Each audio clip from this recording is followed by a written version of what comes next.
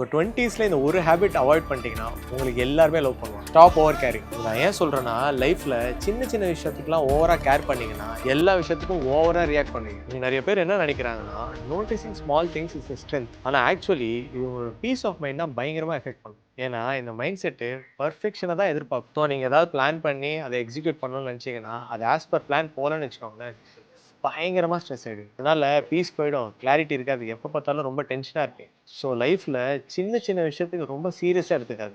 For example, ரிலேஷன்ஷிப்பில் partner லேட்டாக reply பண்ணால் ஸ்டாப் ஓவர் கேரி. ஃப்ரெண்ட்ஷிப்பில் ஃப்ரெண்டு தப்பி தவறி வாய் விட்டாங்கன்னா ஸ்டாப் ஓவர் கேரி. ஆஃபீஸில் ரொம்ப ப்ரெஷர் பண்ணுறாங்கன்னா ரொம்ப ஸ்ட்ரெஸ் எடுத்துக்காதீங்க, ஸ்டாப் ஓவர் கேரி. என்னன்னா, உங்களையும் சரி மற்றவங்களையும் சரி நீங்கள் ப்ரெஷர் போட மாட்டீங்க. You will start observing instead of observing. இங்கே தான் பீஸ் இருக்குது.